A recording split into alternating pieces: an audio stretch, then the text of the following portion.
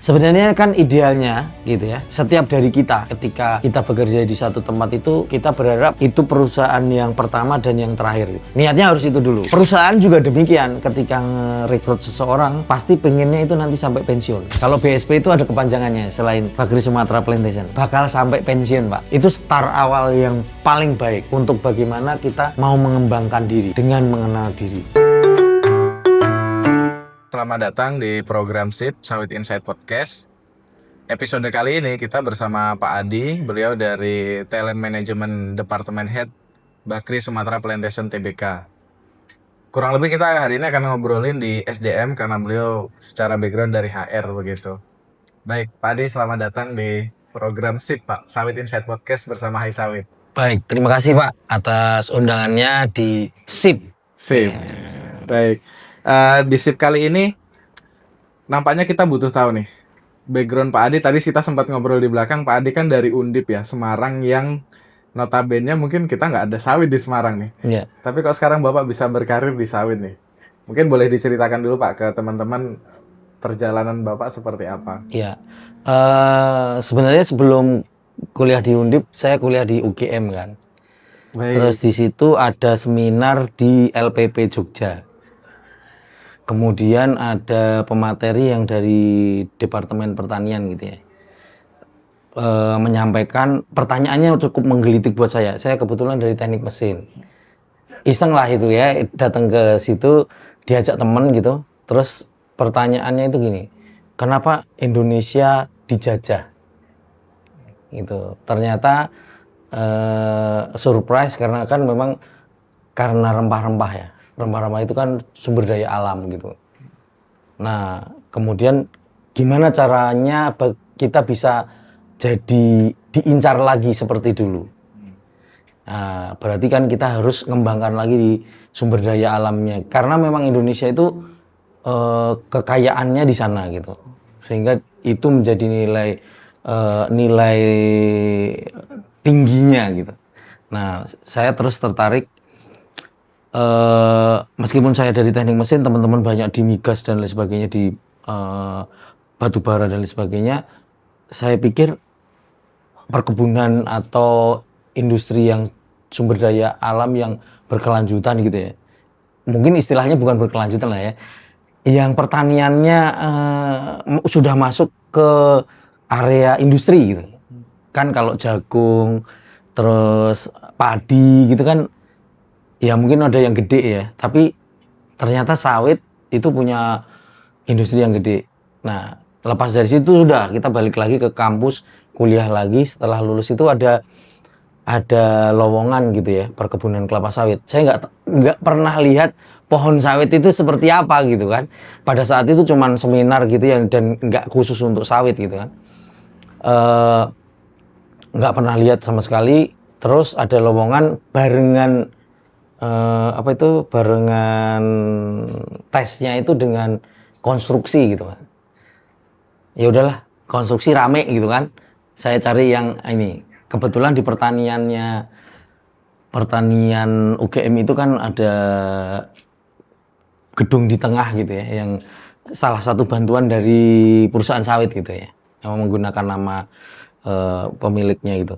Nah udah, kita masuk di situ, ikut tes gitu. Tesnya cukup menantang, hitung-hitungan gitu kan. Wah, ini bidang saya nih, saya dari teknik gitu kan. Ya udah, ikuti terus gitu. Sampai ternyata cepet banget gitu Pak. Interview dan lain sebagainya. Interview juga nggak jauh-jauh dari hitungan.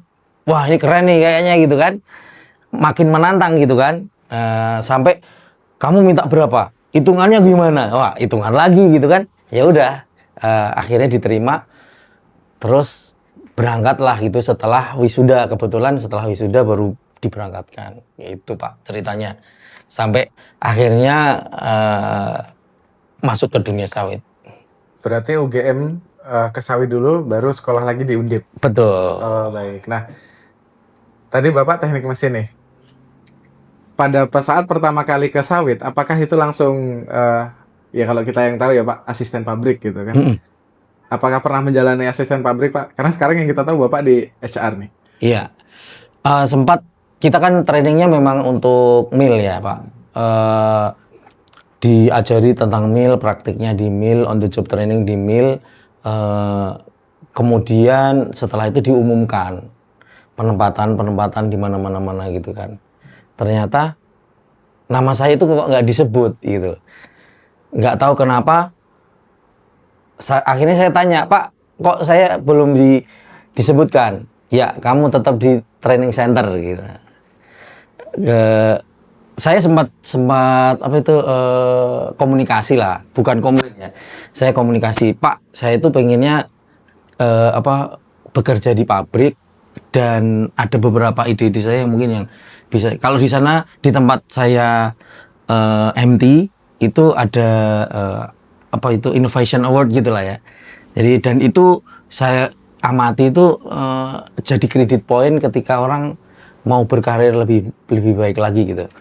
Nah itu yang membuat saya pengen banget ke lapangan. Tapi terus manajer L&D saya itu menyampaikan ini, kamu akan dapat sesuatu yang nggak pernah kamu pikirin gitu kan. Saya mulai penasaran dan saya ikutin gitu ya. Ternyata betul saya ditugaskan selain di upstream juga ke downstream. Jadi belajar juga terkait dengan refinery dan lain sebagainya gitu. Berarti memang setelah MT langsung pegang training, sekarang ke HR gitu ya? Betul. Ya itu kebetulan juga karena kan ada di downstream itu kan orang nggak terlalu banyak. Barengan partnering dengan HR officer. Jadi kita ganti-gantian. Jadi selain training juga akhirnya belajar dari HR. Gitu. Poin pentingnya adalah ketika kita dapat satu tantangan ya terima aja dulu gitu kan. Kadang-kadang kita nggak tahu ya Pak ya. Ternyata misteri hidup saya itu bermula dari situ. Iya, siap. Berarti terus dijalanin ya Pak? Iya, dijalanin. Betul. Nah, tentu kan dari Bapak MT di awal dulu Pak, kemudian kalau tidak salah sempat berpindah juga ke beberapa kapal atau perusahaan. Nah, ya. Sekarang Bapak berlabuh di Bakri Sumatra Plantation Tbk. Ya. Apa yang menarik di Bakri Pak?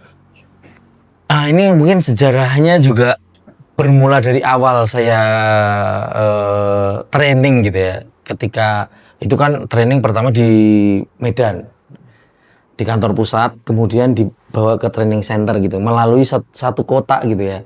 Satu kota yang saya nggak tahu namanya apa gitu. Tapi ketika melintas itu kok ada lapangan golf gitu. Dan ada cahaya-cahaya terang gitu kan. Wah, ini kayaknya menarik nih.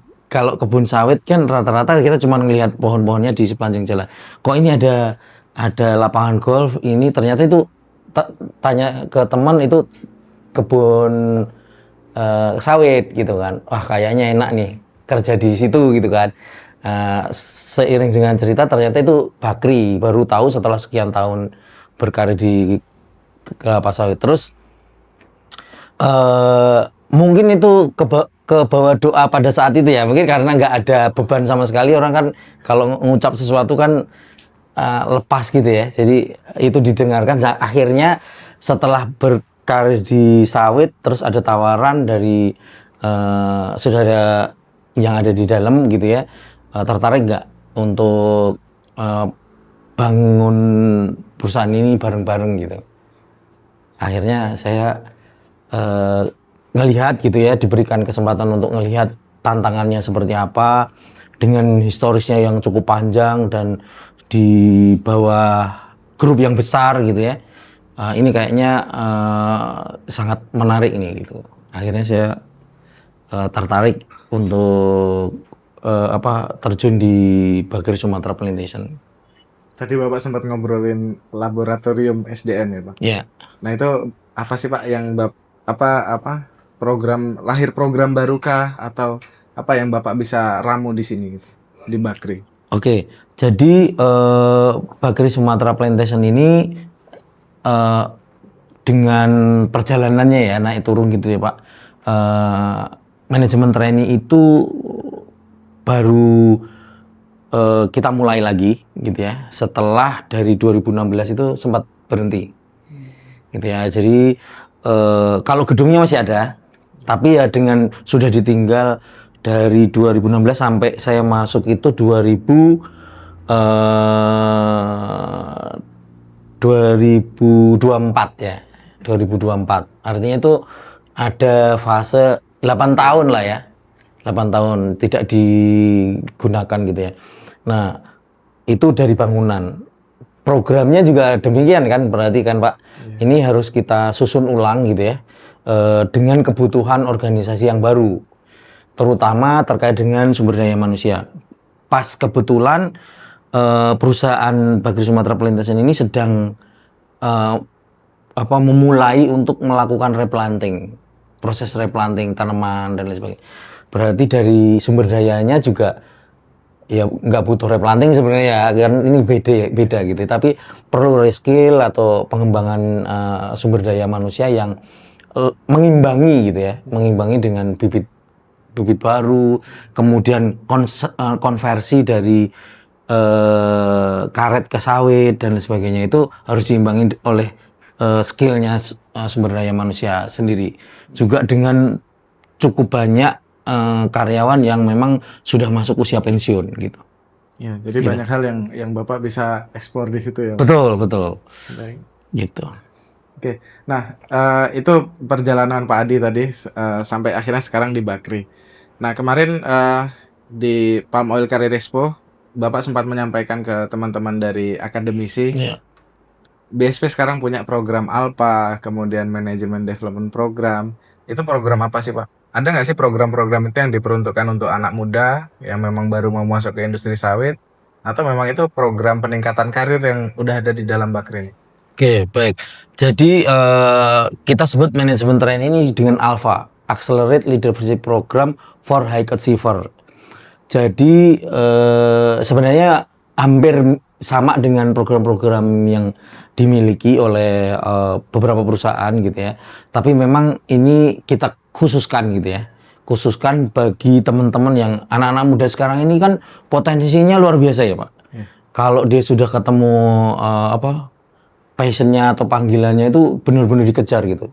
Nah tapi ada juga sedikit persoalan gitu ya terkait dengan mereka gitu. Nah program ini sebenarnya kita susun sedemikian rupa, mungkin kalau pada umumnya kan 6 bulan gitu ya. 3 bulan kelas, 3 bulan on the job training.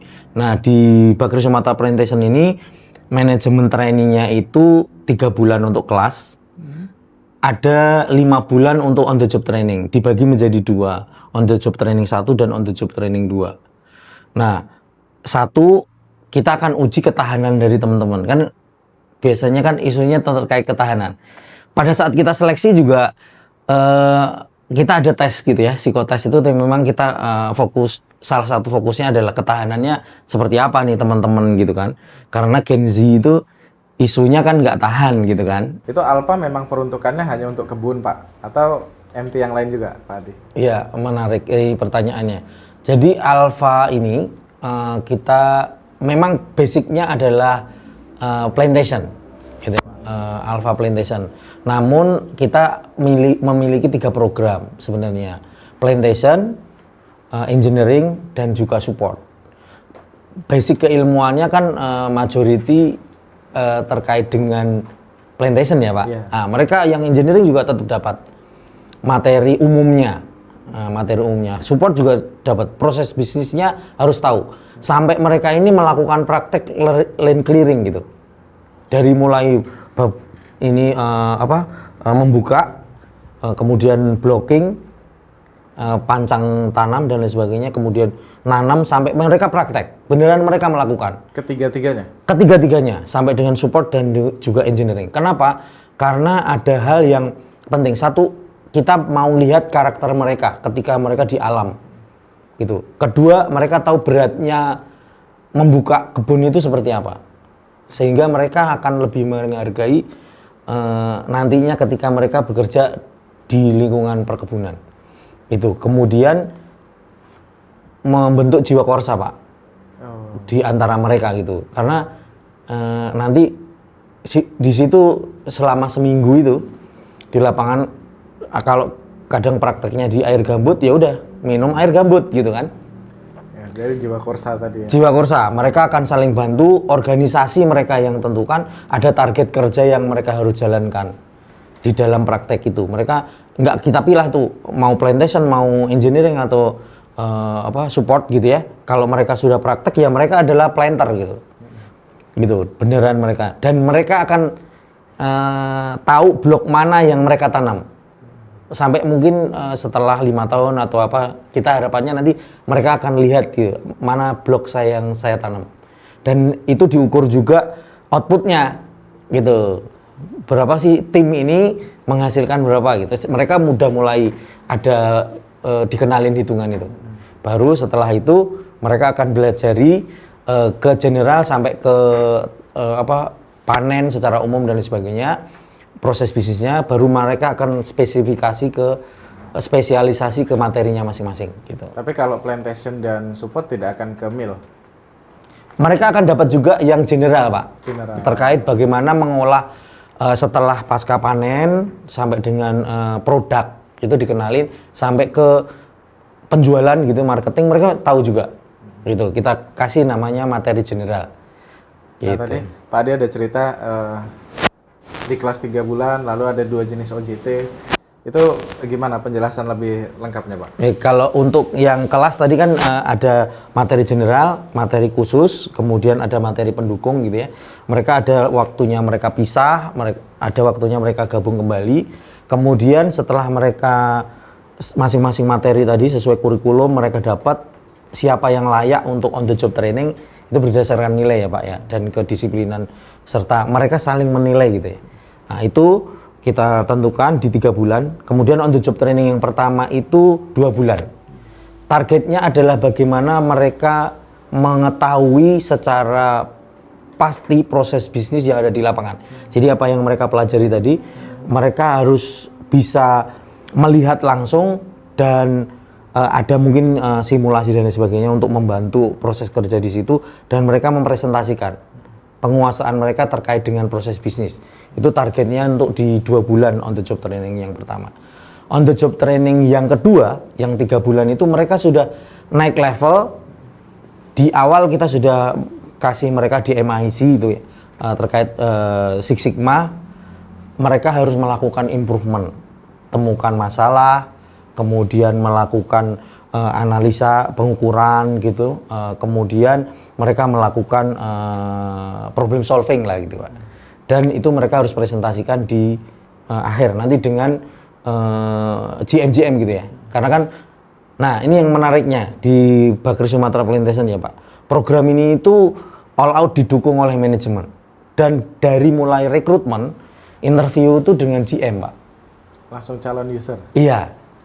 Kemudian ketika di kelas yang ngajar itu ganti-gantian GM atau yang mewakili yang nanti kita selalu ada dua pemateri. Pertama itu pemateri yang akan menyampaikan materinya gitu ya, terkait detailnya. Yang satunya itu yang lebih ke praktis gitu ya Pak. Ya. Jadi dua ini saling support gitu. Jadi nggak cuma satu orang biasanya yang ngajar itu, selalu ada 2 gitu ya. Kemudian nanti di backup oleh training officer gitu ya. Nah sampai di on the job training, bapak-bapak GM ini sebagai coachnya. Nah gitu, mentornya langsung ke estate manager. Jadi ko-mentornya nanti asisten senior mereka gitu ya. Tapi estate manager sampai GM pun terlibat gitu. Dan itu mulai mereka membiasakan sampai ke manajemen atas di unit masing-masing ini biasa berinteraksi gitu Pak. Karena kan kadang-kadang kecanggungan itu kalau nggak dibiasakan gitu ya. Dan juga ada tacit knowledge di mana mereka ini berpikir strategiknya itu kan dari beliau-beliau ini kan Pak. Gitu. Betul. Nah, ketika evaluasi juga beliau gitu. Langsung, terutama yang plantation itu 3-3-nya GM langsung. Jadi usernya langsung yang akan menilai gitu. Dan mereka juga bapak-bapak ini juga tahu talent-talentnya gitu. Ya, itu yang menarik dan benar-benar disupport gitu. Kepemilikan program ini itu nggak cuma HR gitu. HR itu hanya membantu gitu ya. Membantu memfasilitasi gitu. Jadi kepemilikan itu adalah BSP gitu. Ya, karena menarik Pak, apa di sela-sela operasional harus berjalan, beliau masih bisa ngajar. Nah itu Pak, nah itu kan saya sampaikan ke teman-teman apa trainee gitu ya. Teman-teman bisa lihat bagaimana apa komitmennya beliau-beliau ini, bukan hanya dari apa, karena kan beliau itu masih sibuk ya Pak. Pasti Pak, dengan target semua Iya. operation kan Pak. Untuk mengevaluasi, mendengarkan presentasi mereka gitu ya, dan menilai, benar-benar menilai itu, saya rasa itu sudah merupakan komitmen manajemen gitu ya, untuk program ini gitu Pak.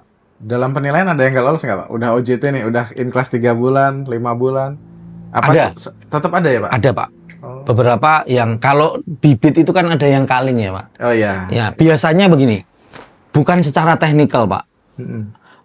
Kalau secara teknikal masih masuk tuh, tapi secara culture, ini kalau teman-teman ini kalau diterusin itu bakalan bukan apa menjadi apa kontributor yang baik gitu, enggak, malah dia akan ya khawatirnya jadi toksik atau apa gitu ya. Ya udah kalau memang pertimbangannya itu ya udah, kita meskipun investasi sudah keluar ya, mereka ini kan sebenarnya investasi kan Pak, Iya.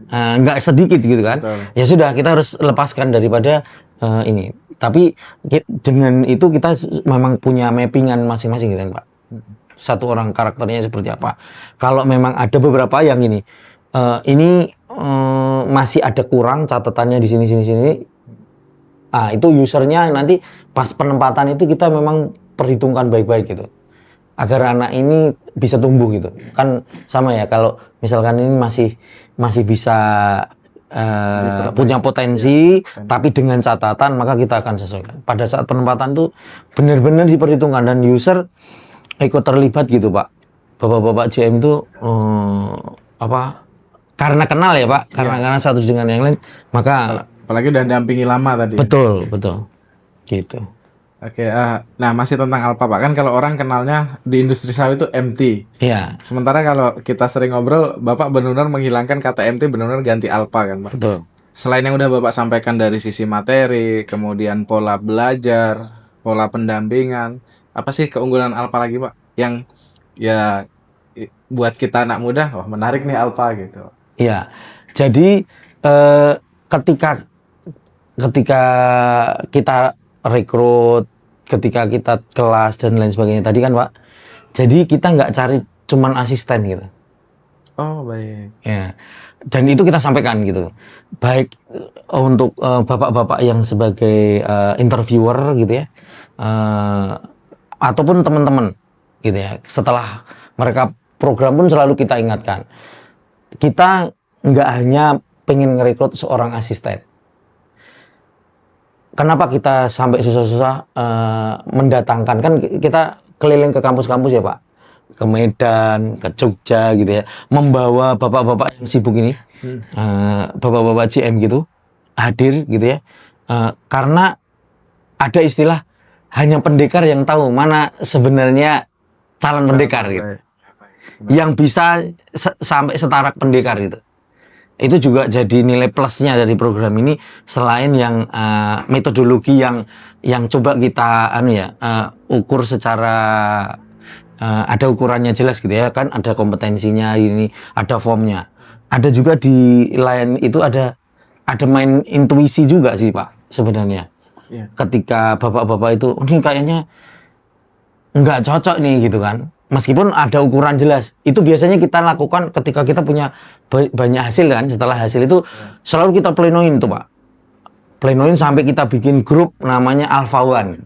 Jadi semua yang terlibat dalam seleksi yang beberapa kota itu, hasilnya kita akan rangkum gitu. Terus siapapun yang bisa masuk ke kandidat ini itu harus melalui diskusi Alpha One gitu. Baru lolos ya. Baru bisa di pleno, ya. di pleno gitu. Makanya teman-teman mungkin yang pernah ikut seleksi Alpha gitu ya, tanya, Pak, kuotanya berapa? Kuota kita punya 30. Tapi nggak harus selalu 30 gitu. Karena kan tergantung kandidat yang terbaik tadi, kemudian dari pleno dari Alpha One gitu. selama ini kan kita nyari 30 ya, tapi selalu yang masuk tuh 25, 24 gitu Pak. Ya, padahal Gitu. kandidat lebih banyak ya. Iya, yang melamar 10.000 gitu kan. Betul. Dan 10.000 itu benar-benar kita seleksi administrasi, yang masuk itu 5.000 gitu ya, atau 7.000, ya itu yang kita psikotes kan Pak. Jadi bukan kita pilihin hanya berapa orang yang ikut psikotes terus interview, enggak. Memang Jadi dikasih benar-benar kesempatan. kita seleksi gitu. Seleksi ya Pak. Dengan tools yang proper lah gitu ya. Kita lihat gray areanya dan lain sebagainya. Nanti mungkin lebih ke tools psikotesnya ya. Betul. Gitu. Nanti kita ada pembahasan itu Pak. Iya. Nah sebelum ke sana Pak, masuklah beliau lolos Alpha, kemudian berkarir mungkin kalau orang umum asisten ya Pak. Iya. Saat mereka akan naik ke ASCAP atau manajer, itu ada pelatihan lagi atau hanya penilaian khusus kemudian bisa promosi? Iya. Yang spesial di Bakri seperti apa? Baik. Yang sudah berjalan di Bakri Sumatera Plantation untuk naik, kebetulan kami nggak ada ASCAP. Oh, Jadi dari asisten level supervisor ini, asisten kebun, untuk mencapai manajer itu nanti mungkin ada golongannya ya, golongannya senior, asisten, kemudian nanti ada asisten manajer secara golongan, tapi tidak jabatan. Nah, ini ada gapnya lumayan ya Pak, karena kan dari asisten ke manajer itu kan ada beberapa skill yang memang yang harus mereka kuasai gitu ya. Nah, kita ada program namanya Management Development Program. Di dalamnya itu ada 2, People Development sama Business Development gitu ya. Kemampuan untuk terkait dengan bisnis gitu ya. Nah, ini kita ajarkan termasuk dengan mungkin lebih kenalnya kan finance, kita ajarkan juga refreshment terkait operasional, manajemen sistem dan lain sebagainya. Nah, itu diberikan sampai mereka dapat design thinking gitu ya. nah ini berjalannya beliau sambil menjalankan operasional atau Bapak kelas lagi nih? Ada kelas lagi. Kita tarik mereka yang talent ini kita pilih gitu ya. Pada saat kita proses people review, performance management gitu ya, hasilnya sambil bersama dengan itu kita people development review gitu ya, kita lihat talent-talentnya dari masing-masing user gitu ya, kemudian itu kita masuk ke radar. Nah, ketika sudah ada daftar nama, maka kita akan masukkan ke dalam program ini, di dalam proposal gitu kan, kita propose ke manajemen gitu ya. Jadi teman-teman yang terpilih ini akan masuk, kita tarik. Kebetulan kita boleh sebut nama universitasnya gitu? Boleh Pak, nggak Ya, apa-apa. ya salah satu universitas lah ya, yang ada di Jakarta. Kita panggil ke kampus gitu untuk belajar dengan kurikulum yang sudah kita desain bersama gitu, menyesuaikan dengan kebutuhan di manajer gitu ya Pak, di level manajer, estate manager kah, mill manager kah, atau manajer support lainnya. Nah, skill-skill terkait dengan itu kita sampaikan, termasuk project management untuk execution ya. Nah, mereka akan dapat itu. Kemudian setelah itu mereka kita tunjuk coach dan mentornya. Selalu 10, 20, 70. Nah, 5 hari itu kita anggap sebagai 10% aja gitu. Mereka akan dapat knowledge-nya. Habis itu mereka punya coachnya itu yang memberi nilai tambah gitu ya. Kalau mentor atasannya langsung, karena memang sesuai dengan bidangnya masing-masing. Kalau coach ini kita cari yang bisa lintas Pak. Kalau dia mungkin selama ini nggak terlalu kuat di financial, maka kita akan ketemukan dengan coach yang dari departemen atau division finance, atau sebaliknya gitu ya, yang memang dia perlu ke operation gitu, maka kita akan ketemukan di level minimal division head gitu ya, division head. Kemudian mereka akan melakukan project. Nah, selain itu juga dibimbing oleh coach eksternal yang dari universitas tadi Pak, itu mereka melakukan project selama 6 bulan.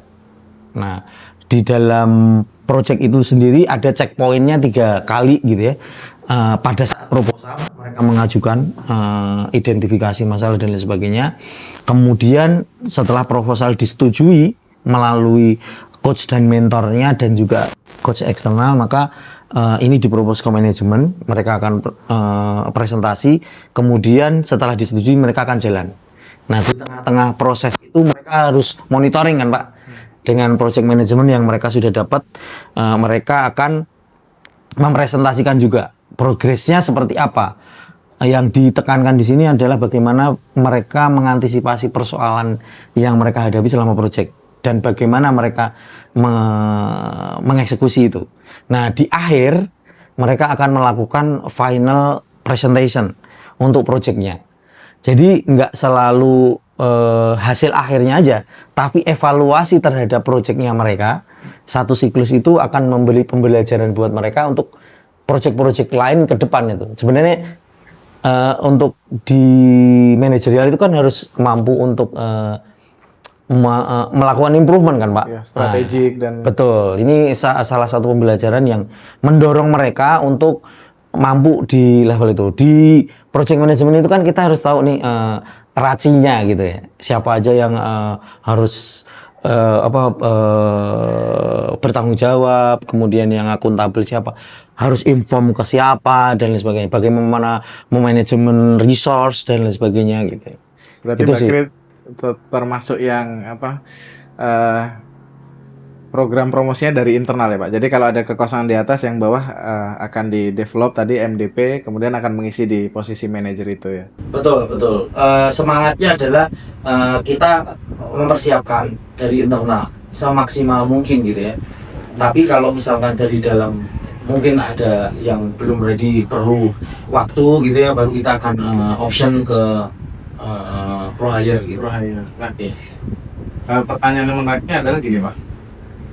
Dari tadi OJT, kemudian penempatan jadi asisten, kapan akan mendapat peluang untuk ikut MDP? Dan apakah setelah MDP ini sudah pasti manajer, Pak? Karena gini, kemarin kita Hari Sawit baru melakukan program Sawit Academy. Itu ada salah satu peserta yang menyatakan bahwa, iya Pak, kami di lingkungan anak muda sekarang, karena dengan maraknya sosial media ya, banyak anak muda yang usia 20 sudah punya kendaraan, sudah pendapatan 1M pertama di usia sekian. Iya. Menurut mereka expect di industri sawit start from 15 juta. Nah, terjadilah diskusi panjang.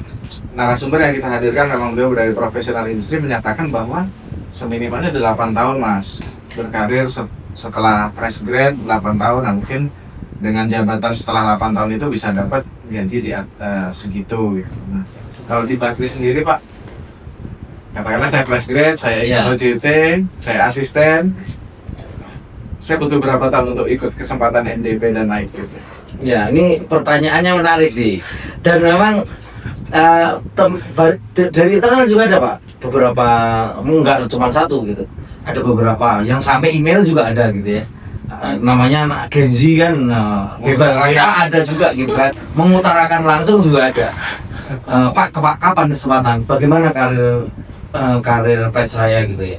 Jadi sebenarnya ada skema Pak, skema standar yang mungkin yang tadi disampaikan oleh pemateri yang lain gitu ya. Ada standarnya sekian tahun gitu. Sebenarnya di kami juga ada. Itu juga kita sampaikan ke manajemen. Tapi menarik, saya tuh bahagia gitu ya dapat manajemen yang saat ini yang di BSP ini. Pertanyaannya menarik gitu buat kami di learning and development. Kira-kira kalau high talent, kamu ketemu, kamu rekrut dari kampus-kampus bagus, talentnya bagus, kira-kira mereka mau nggak kalau nunggu sampai sesuai skemamu gitu kan? Itu jadi insight buat kami gitu. Nah, dengan pertanyaan itu dan kami menangkap gitu ya, bahwa dan kami juga lihat di pasar gitu ya, di teman-teman Gen Z ini, kenapa nggak dikasih kesempatan gitu. Makanya kami selalu terbuka Pak, terutama yang kalau di kami itu ada 5 besar gitu ya. Tapi nggak menutup kemungkinan yang kita pantau juga 5. Itu 5 besar ini punya kesempatan yang besar juga untuk kalau dia ini kan mereka sudah membuktikan di program Alpha. Ketika kita benar-benar tanam di lapangannya, performanya bagaimana? Kalau memang ada beberapa yang benar-benar tuh kinerjanya di atas 100% gitu, dan terbukti, artinya nggak semuanya, ada beberapa, dan talent-talent yang seperti itu yang kita pantau terus Pak. Jadi kalau yang belum, kita selalu cari apa sih problemnya gitu, apa yang perlu disupport gitu.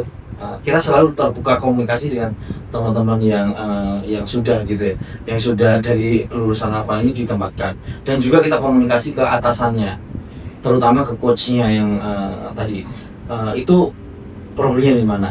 Kalau memang ada mereka bisa membuktikan jadi secara kompetensi dan juga performanya bagus, maka sebenarnya mereka punya kesempatan untuk masuk gitu ya, nggak usah nunggu gitu.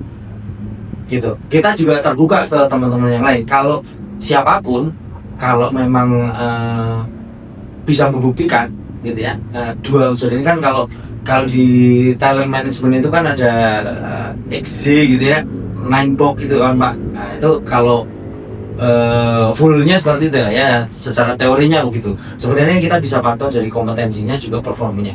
Nah kebetulan di Bakri Sumatera Plantation sendiri kita saat ini sudah melakukan, terutama yang operationnya Pak. Operation itu kan lebih mudah untuk mengukur. KPI-nya itu kita ukur 3 bulanan.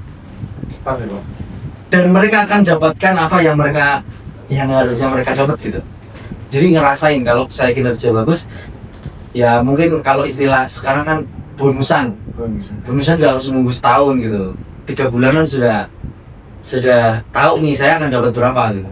Nah itu kita sedang kembangkan sehingga kita tahu rapotnya teman-teman ini itu di 3 bulanan, jadi lebih real time gitu ya, meskipun nggak bulan. Sebenarnya idealnya kan bulanan ya, tapi sekolah juga semester kan sekarang ya. 3 bulan rasanya cukup lah gitu ya, untuk tahu ini anak ini yang talent yang mana, yang ini yang mana gitu. Nah, pengalaman yang 5 besar tadi Pak, yang tentu perform bagus dan yang sebagainya, itu butuh berapa tahun nih Pak untuk ikut MDP? Ini udah cerita 5 besar nih, yang lain mungkin kita kesampingkan. Iya. Nah ini tercepat berarti kan Pak, mereka perform tercepat. Kita baru ada dua angkatan ini Pak ya, yang kita menggunakan konsep yang sekarang, karena sebelumnya kan sempat yang vakum gitu ya. Tapi dari yang angkatan pertama, yang angkatan 12 ya kemarin itu, beberapa yang kita sudah pantau, ada yang masuk ke radar gitu ya. Nah kalau nanti mungkin ada program MDB sudah bisa masuknya, sebenarnya sudah masuk ke daftar. Sudah masuk ke daftar. Nah, jadi kita tuh selalu punya daftar talent gitu ya, yang nanti akan ada yang mana yang nanti akan masuk ke berikutnya gitu. Kita lagi siap-siap untuk MDB berikutnya lagi, karena yang sebelumnya itu sudah terserap gitu, udah menempati posnya masing-masing. Itu udah jadi manajer ya Pak? Sudah.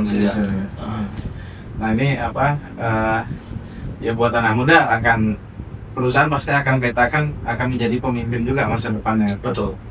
Nah, ini kan dari level staff Pak, kemudian manajer. Bagaimana dengan pemimpin yang garda terdepan yang langsung berhadapan dengan karyawan? Dalam hal ini mungkin mandor ya? Iya. Konsen nggak Bakri ke sana? Ya, itu salah satu yang jadi perhatian di Bakri Sumatera Plantation. Makanya kami ada program namanya Gama. Ya, Gama ini sebenarnya secara materi turunannya dari Alpha. Nah, untuk pesertanya siapa aja? Pesertanya itu ada dari tiga sumber.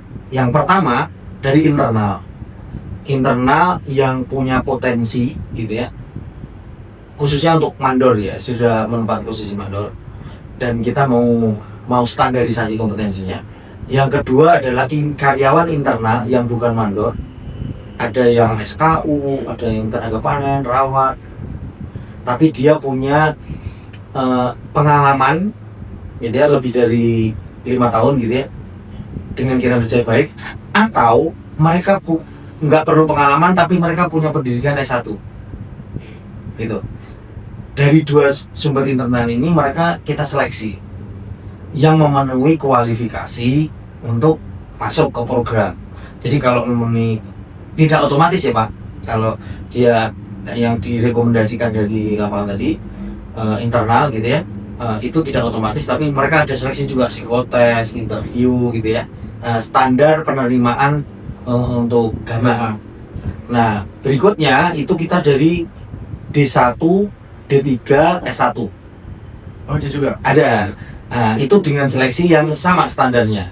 Nanti mereka akan gabung tuh Pak, dari 3 sumber ini mereka akan gabung, kemudian mereka akan melakukan training gitu ya, kelasnya 1 bulan, on the job trainingnya 3 bulan.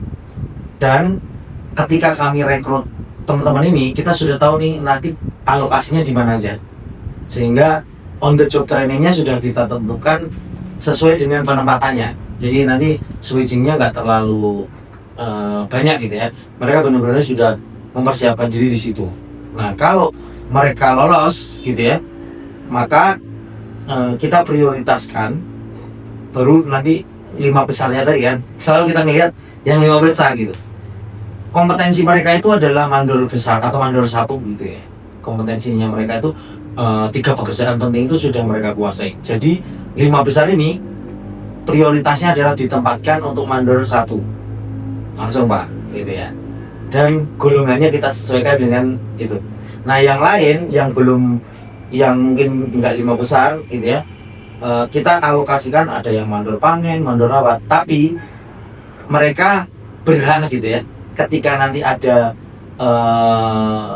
kebutuhan mandor 1 karena kompetensinya sudah siap, itu bisa jadi prioritas nama untuk mengisi pos itu. Dan ke depan nanti semua mandor-mandor yang existing saat ini itu kita akan masukkan program secara bertahap Pak. Berarti ada peluang berprestasi akan ikut Alpha dan MDP selanjutnya di masa depan. Betul. Nah yang sumber tadi yang dari internal maupun eksternal yang secara pendidikan S1, D3 itu setelah melalui jabatan mandor dan mereka bisa membuktikan kinerjanya, mereka akan punya kesempatan untuk masuk ke jalur alfa gitu Pak, kedepannya. Jadi kita siapkan secara bibitnya itu sebenarnya sudah siap untuk menuju ke sana. Dan beberapa yang kami amati itu ya, yang memang sudah melalui jabatan mandor tuh secara fondasinya kuat gitu. Jadi ada beberapa yang memang posisi-posisi yang kita butuhkan sebagai backbone nantinya ke depan sebagai salah satunya ya. Keren Pak. Jadi paket lengkap di Bagrian Agama. Terdepannya kemudian ada Alpha sampai MDP ya. MDP ya. Terakhir Pak, yang ini kita masih ngobrolin program. Tadi Bapak sempat sebelum kita syuting Bapak sempat cerita bahkan ada 1 persatu didampingi ya. Iya. Nah itu beda lagi Pak dengan MDP yang udah jalan ini. Itu tujuannya apa? Kalau yang 1 persatu tadi ada coachingnya, ada ininya. Oke. Sebenarnya gini, itu kan tadi kita ngomongin sekolahnya ya Pak. Sekolahnya, yes. Sekolahnya. Jadi pendidikan standar, ya, sekolah SMP, SMA gitu ya. Nah ini manajemen juga memberikan tantangan kepada kami. Bagaimana pengembangannya itu kamu harus melihat orang per orang. Karena kan ada beberapa kebutuhan, jadi untuk level itu oke. Kalau mau sekolah oke, standarnya begini. Tapi ada beberapa kan yang kita harus lihat dulu gapnya di mana, sehingga kamu ketika melakukan pengembangan itu fokus di gapnya itu. Nah sehingga saat ini tuh kami melakukan namanya assessment gitu ya. Assessment individual kita lakukan beberapa, termasuk yang di SAP itu kan ada yang megang modul gitu ya. Kita lakukan di pengembangan, terus kita lakukan assessment gitu, dari mulai potensinya sampai ke kinerjanya gitu. nanti ada yang punya kapasitas gede itu kan Pak, bisa pegang 1 modul, 2 modul, 3 modul gitu. Kalau memang kapasitasnya terbatas ya jangan dipaksa pegang lebih dari 1 gitu kan. Kalau mau ya ini dialihkan ke pekerjaan non SHP, dan SHP bisa didorong oleh yang punya kapasitas yang lebih gitu ya, sehingga nanti secara headcount kan jadi efektif ya Pak gitu. Tapi orang yang mungkin belum ketemu aja gitu ya di spesifikasi pekerjaannya, demikian juga yang untuk yang start kita lakukan assessment gapnya di mana, sehingga nanti kita akan rekomendasikan pengembangannya sesuai dengan gapnya tersebut gitu ya.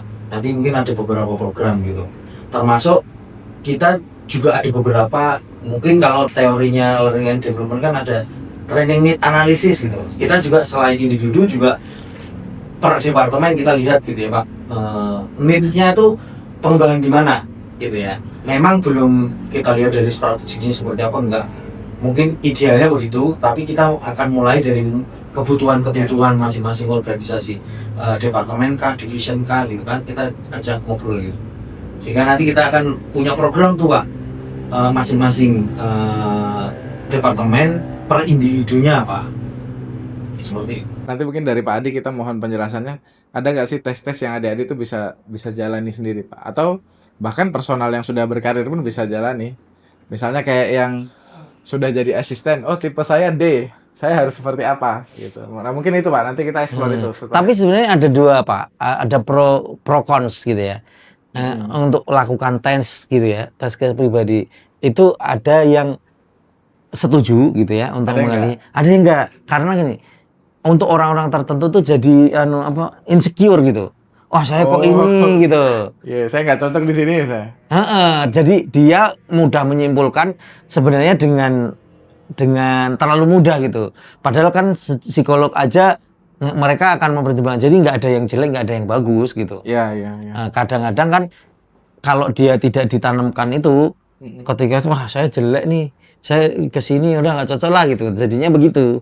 Baik Pak Adi, kita sudah masuk capture yang ketiga tentang proses alur rekrutmen tadi dari tes tertulis, kemudian psikotes, kesehatan, pentingnya bersosial media. Nah, sekarang kita ke capture selanjutnya Pak, pengembangan diri nih. Iya. Pengembangan diri, saran Bapak, pengembangan diri terbaik seperti apa sih yang bisa dilakukan oleh yang pertama yang masih berkuliah, yang kedua yang sudah berkarir di industri sawit, sehingga karirnya bagus. Karena kita pernah dapat cerita Pak, satu angkatan MT, ada yang satu ending dari beliau pensiun plantation director, ada yang ending dari beliau pensiun satu angkatan askep, terakhir di manajer. Itu apa sih yang bedakan dan pengembangan diri seperti apa? Oke, saya jawab yang dari Kampus dulu. Jadi setiap dari kita kan unik ya Pak. Setiap dari kita unik, dan mungkin latar belakang kita kan ya keluarga, yang pendidikan sebelumnya, sampai kita berkuliah gitu ya. Itu kan menjadi modal gitu ya. Atau yang menentukan juga karakter kita seperti apa. Nah, selama di kampus juga sebenarnya kan tugas-tugas sudah banyak. Ya, pasti tugas-tugas standar gitu yang sesuai kurikulum kampus itu sudah banyak. Tapi teman-teman juga harus punya exposure yang lain gitu untuk mengembangkan diri. Contohnya berorganisasi, mungkin punya circle pertemanan gitu ya. Itu kenapa penting gitu ya? Karena kita bisa mengenal orang gitu. Di dalam dunia kerja nantinya kita nggak bisa lepas dari orang. Kecuali nanti teman-teman mungkin di bidang IT atau desain gitu. Desain pun juga kita harus memahami orang kan. Bagaimana user gitu kan. Itu kan orang lagi gitu ya. Nah, kalau di kampus misalkan contoh saya teknik mesin gitu. Dulu itu saya nggak tahu, suka baca buku-buku psikologi gitu ya. Dan manajemen gitu ya. Itu yang membantu saya di kemudian hari. Mungkin teman-teman yang sudah di kampus coba cari ketertarikan yang lain yang nanti mungkin jadi tambahan gitu ya. tambahan pengalaman lah gitu ya. Orang kalau datar-datar aja juga dinamikanya. Kalau ada yang di apa itu, yang naik turun gitu ya, terus ada bola dijatuhkan gitu, yang lurus itu lebih lambat daripada yang naik turun gini kan. Nah, itu kurang lebih gitu. Jadi perlu dinamika. Itu bagi teman-teman yang di kampus. Tapi jangan lupakan tujuan awalnya gitu. Ada juga sampai kerja gitu, kerja sambilan dan lain sebagainya gitu ya. Saya juga ikut kerja sambilan, pernah ikut di bengkel Suzuki itu ya, yang servis dan lain sebagainya. Itu untuk kalau mau jalan-jalan ya nyari duit tambahan sendiri gitu kan. Nah, itu bisa jadi cara masing-masing teman-teman punya caranya lah gitu ya, yang kalau bisa yang positif, yang tidak berisiko dan lain sebagainya.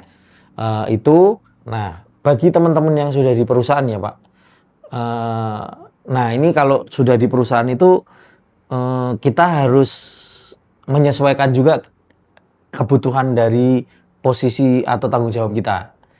Sebisa mungkin kita sesuaikan pengembangan diri itu sesuai dengan jalur karir kita yang mau kita kejar gitu ya, atau kita hadapi gitu. Tapi nggak menutup kemungkinan, silakan aja kalau misalkan hal-hal basic yang sudah terkait itu sudah mencukupi, ya kita coba belajar yang di luar, yang mendukung ya Pak ya, yang mendukung. Kemudian terkait dengan balik lagi, setiap orang kan unik ya Pak ya. Ada beberapa yang kan atasan gitu kan ketika memberikan kepercayaan kepada kita, oh ini bisa, ini enggak gitu kan, dari unjuk kerja atau perilaku kita sehari-hari. Yang pertama, siapapun itu pasti etika, perilaku itu jadi parameter penting. Selain teknis itu basic yang teman-teman harus kuasai pertama lah gitu ya Pak. Makanya kalau di pendidikan pun semua kurikulum itu ke teknis itu iya. Tapi perilaku dikembangkan nggak? Ya pasti dikembangkan. Etikanya, bagaimana berkomunikasi, bagaimana kita mensikapi persoalan, mengendalikan emosi, kestabilan kita dan lain sebagainya itu ya. Nah, terus ada beberapa orang yang punya kelebihan gitu ya. Kalau tadi mungkin sempat ngobrol yang DISC itu kan, orang yang punya influence gitu. Kalau dia merasa punya kemampuan itu, ya manfaatkan gitu. Malah kalau perlu kembangkan gitu. Dia bisa gunakan itu untuk mempengaruhi orang menuju ke tujuan atau target kerjanya dia gitu. Karena kan balik lagi ke orang gitu kan, orang gitu Pak. Nah ada juga yang tipe dominan gitu.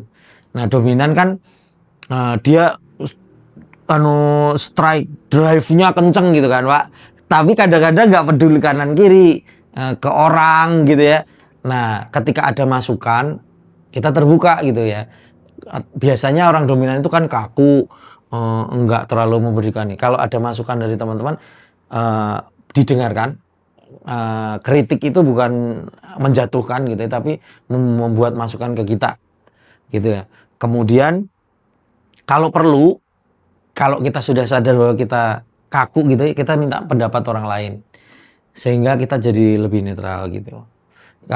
Dan kita sebenarnya mungkin punya feeling ya Pak. Oh saya tuh sebenarnya paling kuasa itu di mana, punya kelebihan apa gitu. Dan setiap interview itu selalu ditanya tuh, pertanyaan kelebihanmu apa, kekuranganmu apa. Sebenarnya interviewer itu pengen tahu seberapa kenal dengan diri kamu gitu. Nah kalau pertanyaan Pak tadi Pak Danang, bagaimana pengembangan, sebenarnya melalui pertama adalah mengenal diri. Itu start awal yang paling baik untuk bagaimana kita mau mengembangkan diri dengan mengenal diri. Ada tools untuk mengenal diri Pak? Ya sebenarnya ada beberapa gitu ya, tools-tools yang gratisan juga ada ya Pak.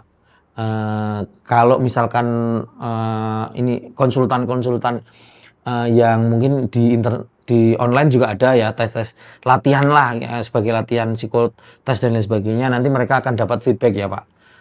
Itu bisa jadi gitu ya, tambahan informasi, tapi jangan langsung baper. Maksudnya begini, Kalau ternyata hasil tesnya itu tidak seperti yang kita harapkan gitu ya, jangan langsung wah saya jangan bikin itu ngedon enggak. Tapi teman-teman harus menyikapinya secara jadi tidak ada yang baik, tidak ada yang jelek kalau di apa mungkin orang Assessment. psikologi psikologi mungkin lebih tepat untuk menyampaikan ini dibanding saya ya Pak. Jadi tidak ada yang baik dan buruk kan Pak, lebih ke bagaimana kita memapping orang gitu ya, seperti itu. Jadi ketika kita menyikapi mungkin tools-tools yang bisa kita gunakan itu harus positif lah ya gitu ya. Kalau pengen gitu ya, tapi kalau enggak mungkin berkonsultasi yang memang punya ini ya Pak bidangnya ya gitu. Banyak kok sekarang lembaga-lembaga psikologi yang menyediakan itu ya, selain nanti hasilnya juga reportingnya diberikan kemudian nanti dikasih konsul gitu. Oke, nah ada satu yang menarik Pak, apakah berpindah perusahaan itu bisa lebih cepat meningkatkan karir? Oke, ini pertanyaan yang menarik nih. Saya mau jawab jujur atau jawab yang ya? Iya, saya akan coba jawab jujur ya, Pak. Sebenarnya kan idealnya gitu ya, setiap dari kita ketika kita bekerja di satu tempat itu kita berharap itu perusahaan yang pertama dan yang terakhir gitu ya. Niatnya harus itu dulu. Perusahaan juga demikian, ketika ngerekrut seseorang pasti pengennya itu nanti sampai pensiun gitu ya. Kalau BSP itu ada kepanjangannya selain Bakri Sumatera Plantation, bakal sampai pensiun Pak. Oh, ya. Itu salah satu harapan. Jadi dari situ dulu Pak. Tapi ketika kita berjalannya waktu gitu ya, berjalannya waktu, ketika ada beberapa alasan ya pasti beberapa penelitian gitu ya, termasuk kemarin saya juga meneliti tentang intention to live gitu ya, keinginan untuk pindah itu sebenarnya tidak hanya dipengaruhi oleh satu faktor, pasti beberapa faktor gitu, dan satu kasus dengan kasus yang lain dominannya kemana gitu Pak, itu menjadi pertimbangan ketika orang berpindah gitu. Kalau memang itu sudah ada di perusahaan tempat teman-teman bekerja, sebaiknya konsisten di situ. Saya tuh selalu kagum kalau ada orang yang dari awal sampai akhir di situ, Pak. Dari start MT sampai pensiun. Sampai pensiun. Atau lama kerja di itu. Di kita ketika kita rekrut orang juga selalu ngelihat gitu berapa lama di satu tempat. Kalau 1 tahun, 2 tahun, setahun 2 tahun pindah, ini orang ini tahan apa enggak gitu kan. Jadi kita, nah itu sehingga penting buat kita ketika kita bekerja. Makanya sebelum kita memilih gitu, memilih masuk gitu, kita harus melakukan riset lah gitu. Ini cocok dengan saya enggak, lingkungannya bagus apa enggak, apa itu peluang karirnya ada enggak gitu kan Pak. Jangan setelah masuk baru melakukan itu gitu kan, terlambat. Teman-teman sudah berpindah tapi baru melihatnya dari ini. Banyak kok caranya kok. Apalagi kalau teman-teman punya, sekarang ada beberapa sosial media gitu ya yang membuka kenalan gitu ya, kita bisa tanya gitu. Secara profesional ada kok yang benar-benar bisa ngasih kita informasi gitu ya. Iya. Ada juga yang rating gitu ya Pak. Ada juga ya. Ya mungkin kalau nggak ada yang ada ya apa iklan. Siapa tahu nanti ada di situ kan ada yang bisa ngelihat ratingnya. Ini perusahaan ini ratingnya berapa sih? Terus terkait dengan gajinya bagaimana, peluang karirnya, skornya berapa dari testimoni membernya gitu. Itu juga ada beberapa. Gitu. Jadi tetap harus dipertimbangkan matang-matang ya. Yang terbaik ya mudah-mudahan bisa start awal sampai pensiun ya Pak. Betul. Ada 3 nih harapannya, poinnya dari Bapak. Yang pertama dari sisi Bapak sebagai HR, apa harapan ke kampus? Industri itu butuh SDM seperti apa yang dicetak di kampus? Closing kedua, motivasi untuk adik-adik yang mau join ke Sawit. Sama yang ketiga adalah dari sisi HR, untuk HR yang masih muda nih Pak, apa nasihat Bapak dalam mengelola talent management atau membuat orang itu bertahan tadi, manajemen perusahaan seperti apa gitu. Monggo Pak. Oke, baik. Ini pertanyaannya Sekaligus closing ya Pak. Iya, pertanyaan menarik dan jawabnya agak berat ya Pak Siap. sebenarnya. Tapi ada harapan lah ya, harapan ke akademisi lah ya, yang menyiapkan sumber daya manusia di untuk bekerja di perusahaan-perusahaan gitu ya. Kami itu berharap gitu ya, lebih ke karakter ya Pak. Kalau teknis ya mungkin bisa dipelajari gitu ya. Tapi terlalu berat juga nggak sih membebani akademisi untuk menyiapkan karakter mereka gitu. Karena kan karakter itu juga dibangun nggak hanya di akademisi, tapi paling tidak begini, seperti etika, kemudian sikap positif terhadap sesuatu, kemudian tidak instan gitu ya, mengajarkan proses gitu ya, mengajarkan proses untuk berhasil gitu, itu mungkin akan sangat membantu perusahaan gitu ya. Karena kami tuh nggak terlalu kesulitan untuk menyiapkan teman-teman dalam bidang teknis. Tapi kalau udah karakter tuh kita nggak cukup waktu gitu Pak. Karena kan kita pengennya teman-teman yang masuk ini sudah memenuhi kebutuhan user ya gitu. Dan untuk merubah gitu ya, biasanya kalau merubah karakter itu nggak cukup 3 bulan gitu. 8 bulan pun ya sama aja gitu Pak. Kalau memang karakternya begitu gitu. Nah jadi mungkin kalau secara jauh hari gitu ya, teman-teman ini disiapkan, terutama generasi muda, apalagi kita akan masuk ke bonus demografi gitu ya. Dan mungkin banyak faktor ya selain akademisi juga media sosial gitu ya. Mungkin orang tua, lingkungan gitu, pergaulan dan lain sebagainya. Tapi kalau memang rata-rata ya orang yang sukses itu secara attitude-nya juga bagus, komunikasinya bagus. Meskipun ada juga yang enggak juga ada juga gitu ya, tapi majority lah gitu ya, terutama kan kalau kita pingin sukses hal-hal tersebut terpenuhi. Itu yang ke akademisi ya Pak. Akademisi. Nah, kalau ke teman-teman nih, mungkin teman-teman yang akan nantinya akan masuk ke dunia kerja, sebenarnya secara individu gitu ya, bisa mempersiapkan diri gitu. Untuk mempersiapkan diri itu kita tahu kita mau menuju kemana. Jadi paling tidak gini, kalau kita pengen ke Bandung gitu ya, kita menempuh perjalanan berapa jauh, berapa lama, dengan apa, maka bekal kita bisa sesuaikan gitu. Nah, kalau kita nggak tahu tujuan kita kemana, kadang-kadang ya udah itu jalannya aja gitu.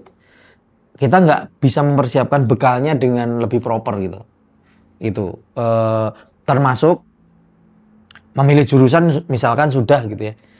Isi dengan waktu-waktu yang ini tuh dengan berorganisasi yang mungkin nggak harus ini kok, nggak harus yang misalkan ke perkebunan kelapa sawit harus masuk ke perkumpulan pertanian ya, nggak harus gitu. Teman-teman organisasi apapun selama itu berhubungan interaksi dengan manusia, dengan orang dan bertanggung jawab, ada tanggung jawab di situ, ada kontrol dan lain sebagainya, itu sebenarnya menambah karakter kita ya Pak ya.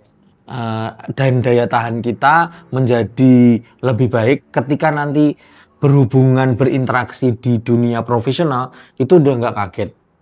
Itu Pak mungkin yang bisa diberikan saran ke teman-teman yang akan masuk gitu ya ke dunia kerja. Baik teman-teman, untuk episode SIP kali ini bersama dengan Pak Adi dari Bakri, kita sudah berpanjang lebar tadi dari beberapa diskusi, baik dari sisi program SDM di Bakri, kemudian bagaimana alur proses teman-teman akan rekrutmen sampai dengan masuk gitu di satu perusahaan, lalu pentingnya bersosial media, kemudian beberapa pesan dari Pak Adi tadi yang itu bisa membangun, baik dari sisi kita yang akan bergabung ke industri sawit, kita yang sedang berkarir nih ternyata yang berpindah-pindah juga tidak menjadi satu pilihan yang tepat juga gitu.